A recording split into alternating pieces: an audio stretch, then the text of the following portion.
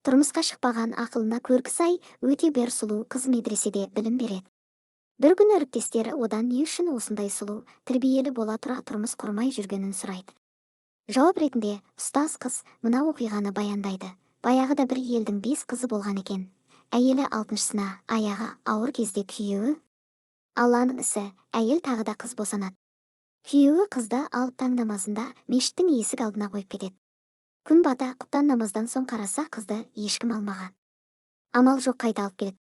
Бұл осылай бір аптаға жалғасады, нәтиже болмаған соң өздерінде қалдырады.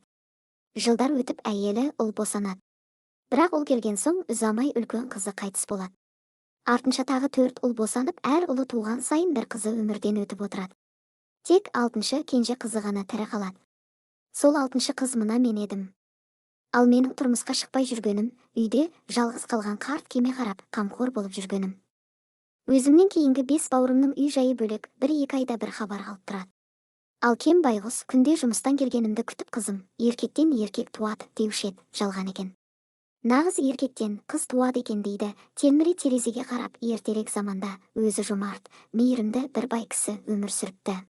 Байдың жақсылығын туған туысы, көрші қолаңы ғана емес, өткен кеткен жолаушылар да көп көреді екен. Бірақ жұртқа қайырымдылық жасаған сайын байдың дөлеті арта түседі. Біреуге қой берсе, қорасындағы қойы егіз туады. Байлығы жұтамақ түгілі арта түседі екен. Бай екен бір күні сапарлап жолға шығады. Қас қарайып келе жатса керек. Ат үстіндегі бай екен қоржыннан нан алып жейді. Сол кезде нанның бір үзігі жерге түсіп кетеді. Құмдауыт жер екен. Бай екен аттан түсе салып, жерден нан үзімін іздей бастайды. Қанша қараса да таба алмайды. Қараңғы түсіп кеткесін сол жерге белгі қойып кетеді. Ертеңіне келіп нан үзігін жарықта қарап тауып алмақшы болады. Ертеңіне келіп қараса, белгі қойылған жерде ат басындай алтын жатыр екен. Бай екен жасаған Алла, мен онсыз да баймын. Бұл алтынға мұқтаж емеспін. Неге маған бердіңіз деген екен. Сонда сен қанша бай болсаң да сырапшыл емессің. Сараң емессің. Бір үзім нанның қиқымын обалсынып қайта келіп отырсың. Нан қиқымын құмырсқа елеуіне кетті. Ол құмырсқа үшін 1 жылдық азық. Ал бұл сенің пейіліңе берген алғысым деген екен жасаған. Қазіргі кезде нанның қиқымы түгіл, қоқысқа барсаң үйіліп, шашылып жатқанын көресің. Ас атасы нан деймізде сонша ысырапшылдыққа жол береміз. Сосын неге мынандай болды, неге менің ақшам жоқ деп жүргеніміз. Барлығының сұрауы барын ұмытпайықшы. Обалы сұрауы барын білейік. Мынаны оқы.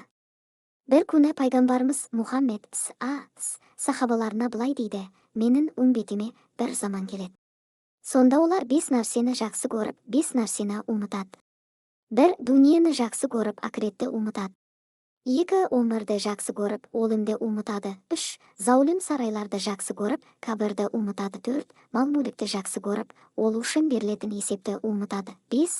Жаратылысты жақсы көріп, жаратушыны ұмытады. Бұл адамдар шынымен де бейхабарсыз. Бұл ақиқат. 5. Шынымен де әлеміз, қабірге барамыз, онда періштелер сұрақтар қояды. Осы хадисті барлық адамдарға жіберіңіз.